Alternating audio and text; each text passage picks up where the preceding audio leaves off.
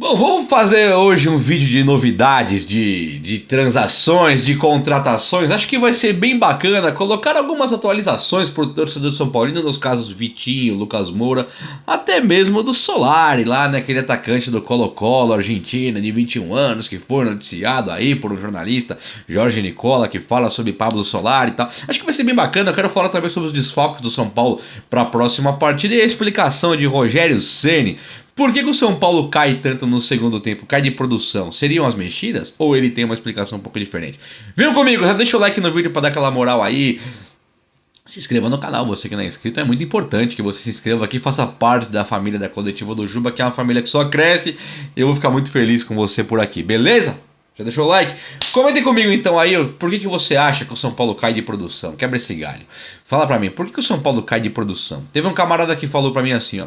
Ô Juba, se o São Paulo tivesse com o Gabriel Sara, Nestor, Igor Gomes jogando ali, Alisson, o Rogério Ceni não faria nenhuma alteração até os 30 do segundo tempo. Como tem alguns jogadores que jogam muito e que no intervalo estão arrebentando com o time adversário, chega no intervalo o Rogério Ceni acha por bem mudar a todo e qualquer custo. Foi assim contra o Curitiba, contra o Ceará, contra o Corinthians, etc, etc.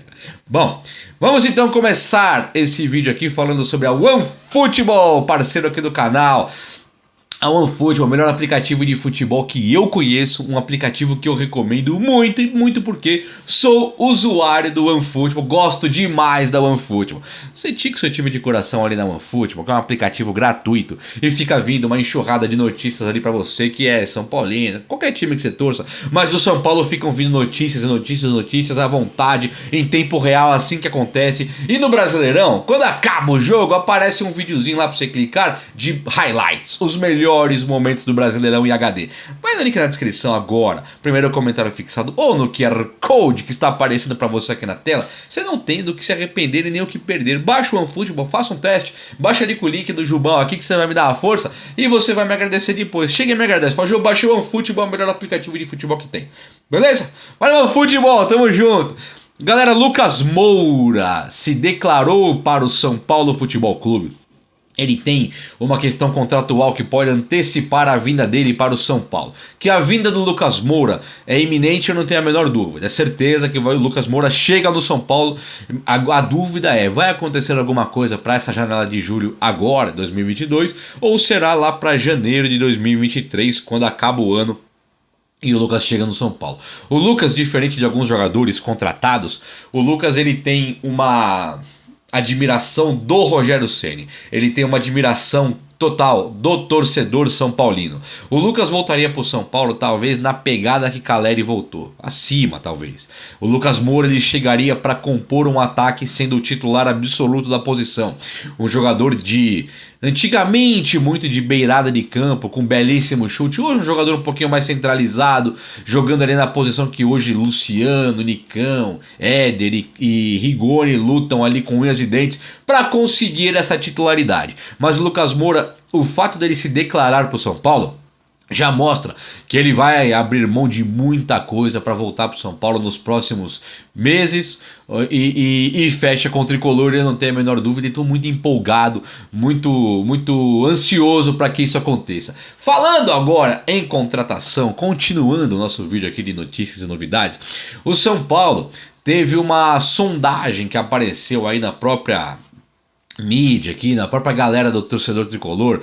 O São Paulino, quando o São Paulo fez ali uma proposta tímida, uma sondagem pelo Marinho do Flamengo, e o Flamengo disse não pro São Paulo, o Flamengo disse não, por enquanto o Marinho fica. Então você tem que, se você chegar com uma proposta lá pro Marinho, claro, o Marinho pode ser que venha pro São Paulo ainda, eu não estou descartando esse fato, mas o São Paulo quando chega, quem me manda de graça, tá? O São Paulo prefere pagar o Orejuela no Atlético Paranaense, onde paga 300 mil por mês por Orejuela jogar no Atlético, do que o São Paulo pagar pelo Marinho. Aí ele chega pro Flamengo pedindo favor, como fez pro Rodinei, e aí o Flamengo fala, obrigado, não precisa disso não. Então claro que o São Paulo vai muito fraco no mercado muitas vezes. Se você gosta ou não do Marinho, surgiu o nome de Vitinho.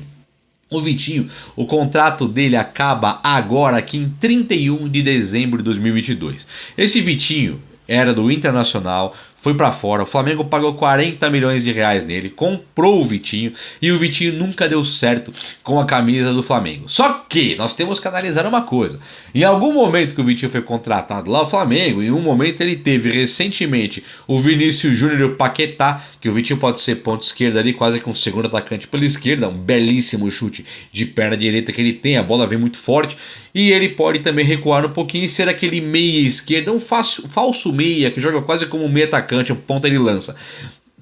O Vitinho, então, tendo o contrato agora acabando no Flamengo, qualquer clube pode assinar com ele agora em junho um pré-contrato gratuito. Então o Vitinho passa a ser um jogador no radar de todos os times. O Flamengo comprou, só que tinha Vinícius Júnior, tinha Paquetá, tinha Arrascaeta, tinha Bruno Henrique.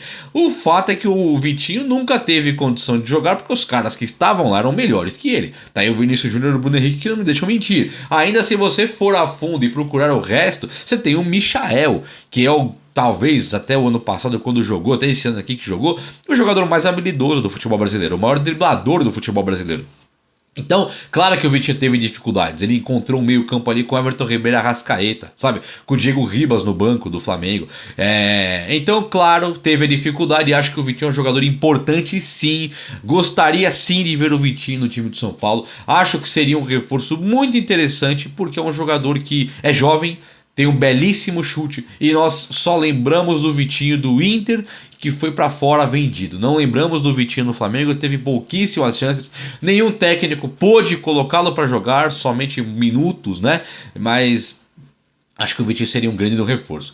Antes de falar então do Solari, vamos falar desses desfalques do São Paulo aí. O São Paulo tem 153 desfalques, tá? Anota esse número aí, 153. Sara, Nicão, Colorado, Igor Gomes, Rafinha e Arboleda. O Igor Gomes e o Rafinha suspensos, Arboleda convocado, os demais contundidos. Por que eu tô trazendo desfalque aqui? Porque desses todos os jogadores, eu não vou contar com o Colorado, com o Nicão, com o Sara por enquanto, já são caras que o São Paulino já espera que esteja fora por causa das lesões. Apesar do Colorado e do Nicão voltarem nessa semana a fazerem os treinos já em campo, já estão na fase final de recuperação. Mas você tem um Rafinha que fez uma partida muito boa no último jogo no meu modo de ver. O Rafinha, ele no 3-5-2, que favoreceu o Reinaldo e favoreceu o Igor Vinícius, o Rafinha também foi favorecido com esse formato tático, porque ele precisou voltar muito menos. Então ele, que é um jogador bem técnico, porém com uma idade mais avançada, facilitou para ele também uma cobertura maior na zaga. Então o Rafinha passou a ser um jogador muito mais importante do que vinha sendo no São Paulo. E agora ele já está suspenso. O Alisson é um jogador que agora volta, mas o Igor Gomes, que é um titular absoluto do Rogério Ceni, ele sai do time porque foi expulso no último jogo.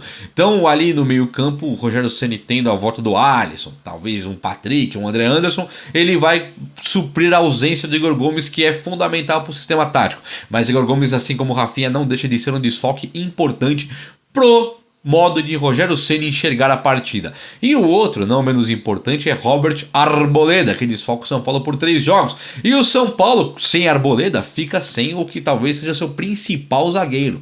Será que Miranda ganha chance? Será que o Luizão ganha chance? Ou será que o Rogério Ceni muda o sistema de 3 zagueiros? Eu acho que isso é muito importante, analisar a ausência de Arboleda, porque o São Paulo joga fora contra o Avaí. Jogar fora contra o Avaí quando você tem 13 pontos, 2 abaixo dos líderes, falo líderes porque Palmeiras, o Corinthians e o Atlético disputam a liderança com 15 pontos cada um, o São Paulo tem 13, o São Paulo precisa a todo custo dessa vitória fora de casa.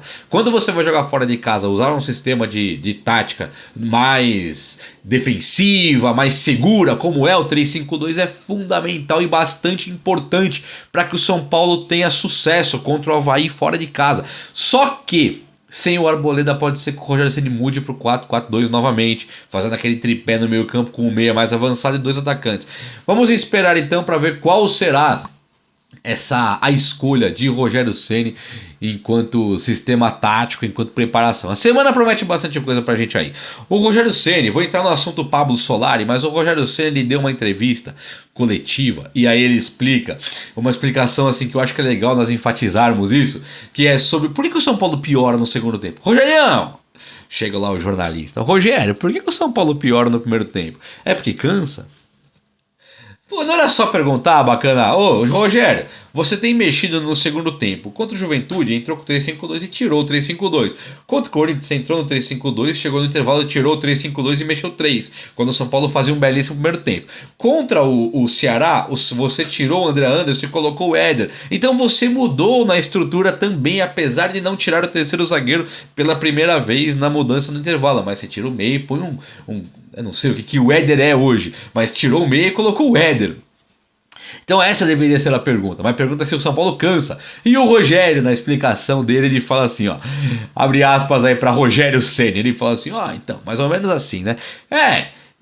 O São Paulo joga roubando a bola, tirando a bola do adversário. Então, marcação alta, pressão. Eu quero a posse de bola, eu quero o dinizismo, eu quero o futebol moderno. E aí eu marco. Só que quando eu recupero essa bola, eu perco em seguida. Recuperei, perdi. Vai vindo a exaustão, meus jogadores ficam cansados. E que, portanto, dito tudo isso, eu no segundo tempo estou com o time muito mais cansado. Esse é o nosso formato de jogo. Fecha aspas para o Rogério Ceni.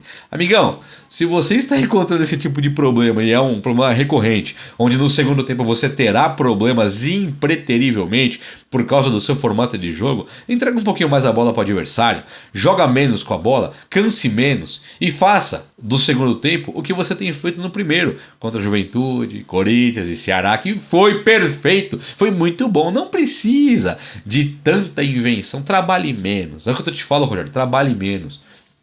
Escale os caras que chegaram para jogar. E na hora de você deixar jogar, deixa jogar.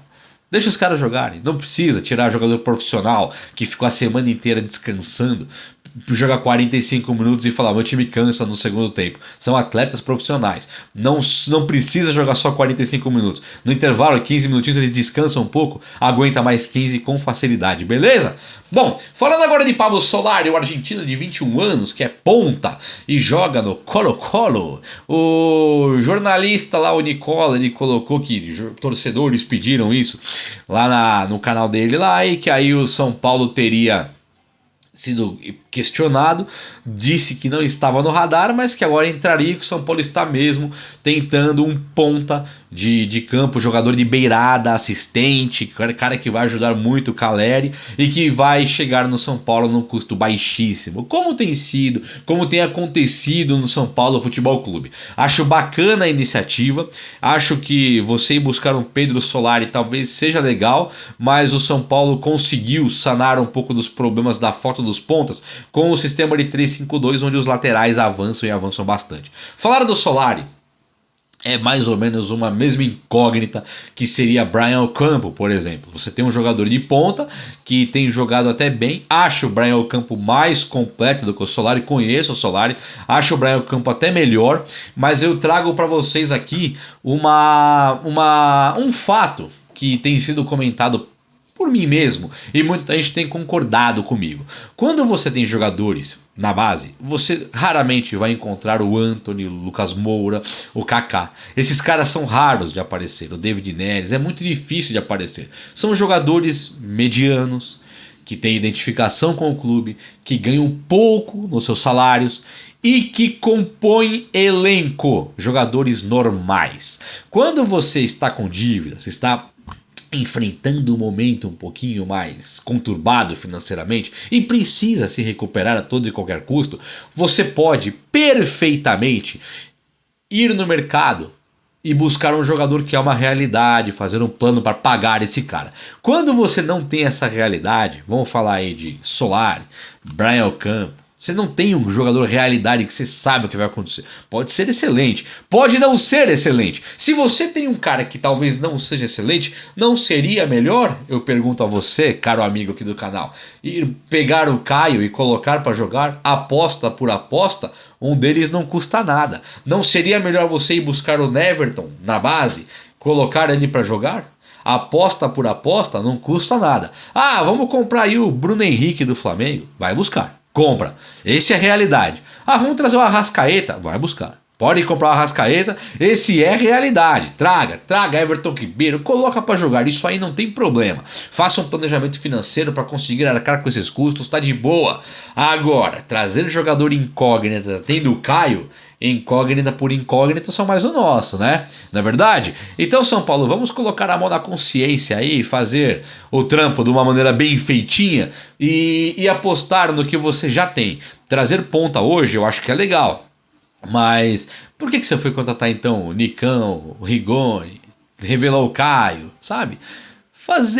Façamos um time com mais segurança, façamos um time com um pouquinho mais de responsabilidade financeira e o Rogério Ceni não pode reclamar da falta de elenco. Não é por perder o Nestor no meio do ano e talvez o Wellington que o São Paulo vai ter que se preocupar com contratação, não é verdade? O São Paulo perde o Nestor, ele já contratou o Patrick, o André Anderson, o Alisson e o Nicão que fazem a mesma função. Tem o Sara voltando daqui a pouco, contratou o Colorado que pode jogar numa segunda volância ali, um segundo volante, que é mais ou menos o que o Nestor tem feito. Então, não acredito nessas conversas de ir buscar jogadores no mercado enquanto você tem os jogadores já contratados, beleza?